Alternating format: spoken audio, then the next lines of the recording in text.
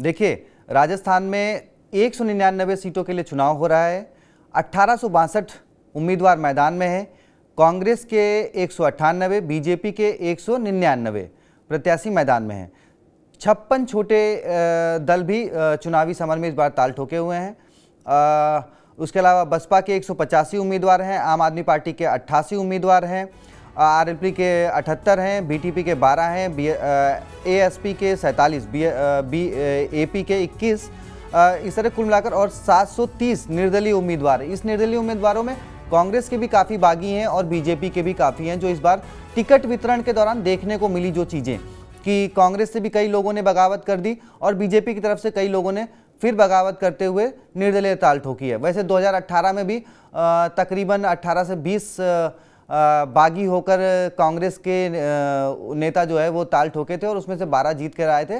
बाद में कांग्रेस में उन्होंने कांग्रेस गवर्नमेंट को समर्थन दिया, अशोक गहलोत को समर्थन दिया और कांग्रेस की उन्होंने सरकार बनवाई। अब देखिए, इस बार बागी जो हैं कांग्रेस से भी हैं, बीजेपी से हैं। अब 3 तारीख को किसके पक्ष में नतीजा आता है और वो बागी कहा जा रहा है कि निर्णायक भूमिका निभा सकते हैं। अमित सर, ये भी एक वो आ रहा है कि भाई देखिए, जैसे 2018 में निर्णायक भूमिका तो नहीं कही जा सकती क्योंकि उस वक्त कांग्रेस 99 सीटें जीती थी। बाद में एक सीट पे जब चुनाव हुआ था वो जीत गए थे, मतलब वो सरकार उनकी बन गई थी। लेकिन फिर भी वो 12 विधायक जब 2020 में कांग्रेस में ही बगावत के सुर बुलंद हुए तब वो 12 विधायक बागी और 6 बीएसपी के काफ़ी काम आए थे अशोक गहलोत के। तो ऐसी कुछ पृष्ठभूमि इस बार 3 दिसंबर में ही देखने को मिल सकती है क्या? देखिए, जो बागी और दागी जो उम्मीदवार होते हैं ये हमेशा से ही पार्टियों के लिए विवाद का विषय बनते हैं और सहारे का विषय। जैसा कि अभी आप खुद ही बता रहे हैं कि कहाँ तो उन्होंने बगावत की थी और लेकिन उस बगावत में से कुछ ऐसे व्यक्ति भी थे जिनके ऊपर दागी होने का भी चेहरा बने वो अपने आप में। देखिए, दागी और बागी दो जो शब्द हैं ये कहीं ना कहीं हमारे देश की राजनीति के लिए एक बहुत बड़ा प्रश्नवाचक चिन्ह लगाते हैं, क्योंकि बागी वही होता है जो संबंधित पार्टी की विचारधारा से पहले सहमति प्रदान करता है और अगर उसको प्रतिनिधित्व नहीं मिलता है तो वो उससे बगावत कर देता है। इसका मतलब होता है कि ऐसे जो कैरेक्टर होते हैं वो विचारधाराओं से नहीं जुड़े हुए होते हैं बल्कि अपने अस्तित्व को बनाए रखने के लिए बगावत करते हैं। देखिए, जो व्यक्ति संगठन की विचारधारा से जुड़ा हुआ होता है उसको टिकट मिले या नहीं मिले वो अपना कार्यकर्ता होने की भूमिका अदा करता है। और जहां तक सवाल है बीजेपी का, तो पहले चूंकि बीजेपी को भी एक तरीके से संयमित पार्टी के रूप में और अनुशासित पार्टी के रूप में माना जाता रहा है, लेकिन जिस प्रकार से राजनीति में एक विकृतीकरण आया उसकी वजह से जो बगावत करने की जो एक प्रणाली है ना, कहते हैं ना एक सिस्टम चल पड़ा है कि अगर आप हमारी बात नहीं मानोगे तो हम बगावत कर देंगे। और ये जो बगावती जो सुर होते हैं ये सबसे बड़ा प्रॉब्लम क्रिएट करते हैं, खासतौर पे उन लोगों के लिए जो नए मतदाता होते हैं। ये युवा मतदाता जो होते हैं उनके भ्रमित होने का कारण भी बगावती कलाकार होते हैं।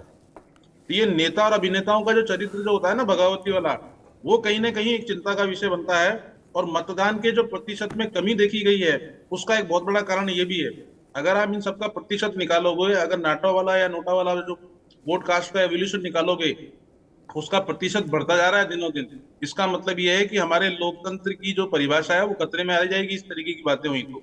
और आने वाला कभी भी इलेक्शन होगा ना विधानसभा का, तो उसमें आप देखना कि वहां पर जो नोटा वाला जो सिस्टम है वो बहुत ज्यादा फ्रीक्वेंसी के रूप में बढ़ेगा। 2018 के सर नतीजों में काफ़ी ये देखने को मिला था जब मध्य प्रदेश में तो कई बीजेपी के जो प्रत्याशी थे उनकी हार उससे कम वोटों से हुई थी जो नोटा में पड़े थे। तो और उसके बाद कैसे मध्य प्रदेश का 3 बार का जो चला आ रहा था हैट्रिक वाला शिवराज सिंह का जी 4थी बार भी जीतेंगे, वो फेल हो गया था क्योंकि वहाँ पे कई प्रत्याशी जो है 500 से कम वोटों से हारे थे उन सीटों पर जहाँ सबसे ज़्यादा नोटा पे वोट पड़ गया था। ये मैं आपको इसीलिए ये आपके चैनल के माध्यम से लोगों को बताना चाह रहा हूँ कि हमारी जो देश की जो जितनी भी पार्टियां हैं जिन्होंने लोकतंत्र को बचाए रखने का ठेका ले रखा है, वो चाहे बीजेपी है या कांग्रेस है या जो अन्य दल है, इन ठेकेदारों को ये बात समझनी चाहिए कि नोटा जो है वो अच्छा चुनाव आयोग ने कॉन्सेप्ट निकाला है। क्योंकि अगर ये नहीं हो ना तो लोगों को औकात पता नहीं चले। और अगर जो चुनावी मूल्यांकन करता होते हैं खासतौर पे बीजेपी और कांग्रेस की ओर से, जब वो चुनाव खत्म होने के बाद जब मूल्यांकन करते हैं, अगर उसकी रूपरेखा नेताओं को बताई जाए कि साहब ये घटनाक्रम भी घटित हुई है, जिसको कि आजकल ये इग्नोर करने में लग रहे हैं। लेकिन अगले विधानसभा चुनाव में आपको फिर बताना चाह रहा हूँ आपके चैनल के माध्यम से, ये नोटा जो है वो लोगों के लिए बहुत बड़ा जी का जंजाल बन सकता है। और ये चलिए उसका देखिए मूल सर, मुख्यमंत्री अशोक गहलोत जी के विजुअल आ रहे हैं, तस्वीरें देख लेते हैं। शायद पूजा उजा करके निकले। देखिए टीका बहुत लंबा लगाए हैं, साथ में वैभव गहलोत भी हैं। देखो, प्रताप सिंह खच्चरियावास को राम जी याद आ रहे हैं, आप देखते हैं इनको कौन जी से हनुमान जी याद आते हैं, ये भी इनके स्टेटमेंट से सुनना देखिए, पड़ेगा। हाँ सर, टीका देखिए बहुत लंबा है। पूजा उजा करके वैभव गहलोत भी हैं, पूरी फैमिली के साथ मतदान करने पहुंचे हैं, मतदान केंद्र की तरफ बढ़ रहे हैं। अब देखिए देखिए हाँ, तीसरी, भाई देखिए तीसरी बार हैट्रिक लगा चुके हैं मुख्यमंत्री की, और चौथी बार का भी दावा उन्होंने इशारों इशारों में कर दिया था कि मुख्यमंत्री का पद मुझे नहीं छोड़ना चाहता, मैं तो मुख्यमंत्री का पद छोड़ना चाहता हूं लेकिन मुख्यमंत्री का पद मुझे नहीं छोड़ रहा है। ये वो कई बार कह चुके हैं, और इसी वक्तव्य के दौरान उनके मुंह से निकल गया था कि शायद चौथी बार भी ऐसा हुई हो। बाद में उन्होंने इस चीज़ को सुधार करते हुए उसको समझ कर लिया था, लेकिन उन्होंने ये कह दिया था कि शायद चौथी बार भी मुख्यमंत्री का पद मुझे नहीं छोड़े। चलिए खैर, अमित सर देखिए, अब वो गए हैं, मतदान करके आते हैं। अब किसको वोट देंगे ये सवाल तो नहीं बन सकता, क्योंकि कांग्रेस के मुख्यमंत्री हैं तो किसको वोट देंगे ये तो कोई प्रश्न का वही नहीं है। तो क्या लगता है सर, जैसे वो दावा कर रहे थे कि चौथी बार मुख्यमंत्री का पद मुझे नहीं छोड़ना चाहता है। देखिए, अशोक गहलोत का जो काम करने का तरीका है वो प्रशंसनीय है। वो एक अच्छे प्रशासक भी हैं, एक अच्छे राजनीति के मजे हुए कलाकार हैं, इसलिए उनको जादूगर भी कहा जाता है।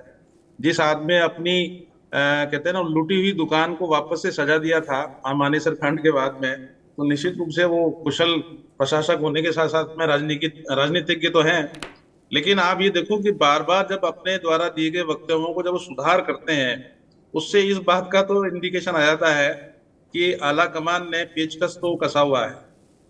और जिस प्रकार से अभी पिछले करीब 1 महीने में सचिन पायलट जी की तरफ से कोई रिएक्शन देखने और सुनने को नहीं मिल रहा है, ये एक बहुत बड़ा इंपॉर्टेंट इंडिकेशन है। नोटा और सचिन पायलट का चुप रहना ये कांग्रेस के लिए उचित नहीं मान नहीं, सकते कल हैं। तो सर मुख्यमंत्री जी ने बाकायदा ट्वीट करते हुए अपने युवा नेता की मतलब बाइट जो है वो अपने ट्विटर हैंडल से डाली और लिखा कि भाई कांग्रेस के युवा नेता सचिन पायलट की अपील की वोट जरूर करें।